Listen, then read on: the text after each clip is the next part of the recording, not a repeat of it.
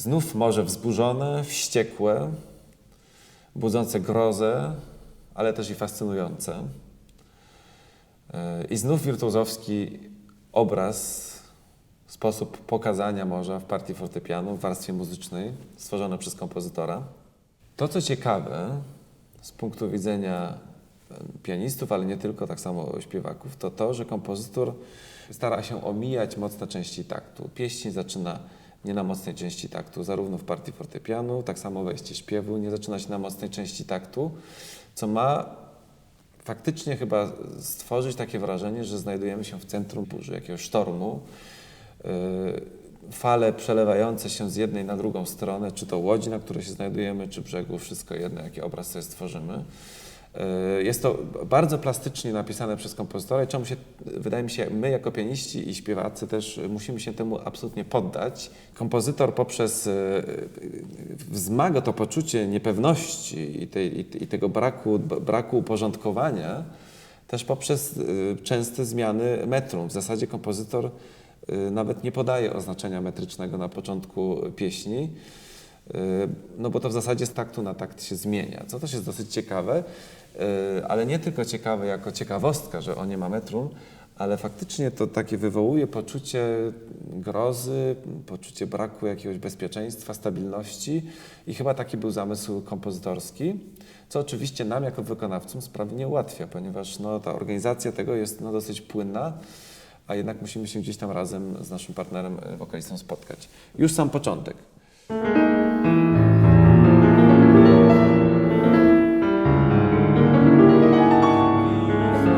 I tak dalej. Wszystko gdzieś krąży wokół jakiegoś nieokreślonego pulsu i rytmu. I moim zdaniem jest to fascynujące i absolutnie wirtuozowsko świetnie napisane. Jestem tego wielkim fanem.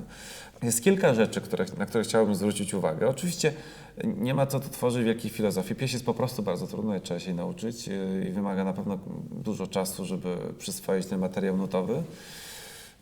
Ważne jest, żeby było to na tyle przyswojone, żebyśmy mogli potem faktycznie tą pieśń grać w sposób swobodny. To znaczy taki, żeby to w żaden sposób ta ilość nut nas nie krępowała. Są ciekawe miejsca, które kompozytor w sposób bardzo, bardzo plastyczny, obrazowy przedstawia. Jedno z takich miejsc to fale, które są porównywane do takiej miażdżącej łapy i tą miażdżącą łapę kompozytor pokazuje w tej chromatyce opadającej w partii fortepianowej. Brzmi to w następujący sposób, czyli miażdżącą łapą niechaj fale wygrzęzną. Ja bym to pokazał oczywiście, ponieważ on jest bardzo ciekawy i bardzo koresponduje dobrze do tekstu, który jest w partii wokalnej. Mamy znowu odniesienie do naszego życia. Burza mi wlewa w tętniącą arterię młodość szaloną. To jest to wszystko, co się dzieje, to morze, które jest burzliwe, jest niczym innym jak obrazem tego, co się dzieje w naszym życiu. Proszę zwrócić też uwagę na długość tych fraz i odpowiednie ich łączenie. To jest ten fragment od słów burza mi wlewa w tętniące arterie. Muzycznie na słowie arteria w zasadzie fraza się kończy, natomiast językowo nie ma za bardzo sensu. Burza mi wlewa w tętniące arterie młodość szalono. Więc pomimo, iż się coś pojawia nowego w tym materiale muzycznym w partii fortepianu, musimy to połączyć tak, aby nam się to zgodziło jako jedno zdanie, jedna całość. Burza mi wlewa w tętniące arterie młodość szalono, co nie zważa na nic, hej! I tak dalej w upojeniu. Dalej w tym ciągu musimy myśleć tekstem i tym, jak ten tekst się układa, żeby fraza, którą tworzymy i umiejscowienie oddechów były logiczne. Zwróćmy też uwagę na to, aby w miejscach, gdzie jest to konieczne, na przykład albo w bałwany wgryzam się podarte i wśród fal wściekłych z piorunami tańczą.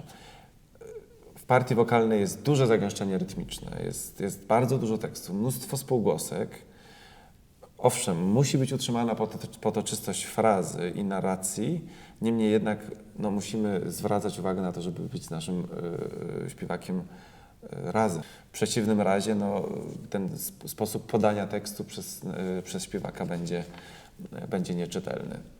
Ciekawym miejscem, wydaje mi się, jest fragment od słów tętni wraz z wichrem w rytm krwi moich żyłach, gdzie utrzymany w pianie, w legacie, w artykulacji legato, ale jednak poszukałbym troszeczkę tego tętniącego charakteru w partii fortepianu. To nawet gdzieś jest zapisane w tych łukach w prawej ręce, ale wydaje mi się, że ta świadomość, konieczna jest świadomość tego tętnienia tej muzyki. Nawet jeżeli gramy w pianie, w dynamice piano, to te miejsca wszystkie, one cały czas są pełne życia, one są cały czas pełne ekspresji i to piano musi być cały czas wykonywane przez nas w sposób wzburzony. To może nawet w dynamice piano nigdy nie jest w tej pieśni spokojny. I zwróćmy na jeszcze jedną rzecz uwagę na samym końcu. Oczywiście śpiewak idzie do bardzo wysokiego dźwięku S w dynamice fortissimo. Na raz w tym momencie, kiedy ten dźwięk się zaczyna, fortepian też ma fortissimo i w pewnym sensie też pewną kulminację, ponieważ osiągamy największy ambitus, prawda? Jesteśmy na najbardziej tutaj rozległej fakturze fortepianu, jeszcze poprzedzonej tym pochodem szesnastkowym.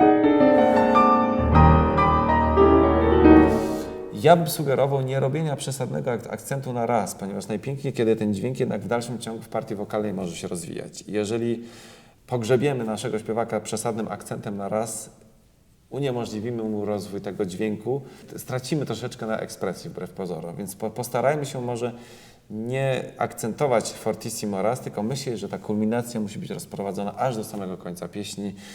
Powiedziałbym wręcz, nie możemy jej zakończyć, zanim zakończymy pieśń. To wszystko jest rozprowadzone jednym wielkim 5-taktowym czy 4-taktowym crescendem do samego końca.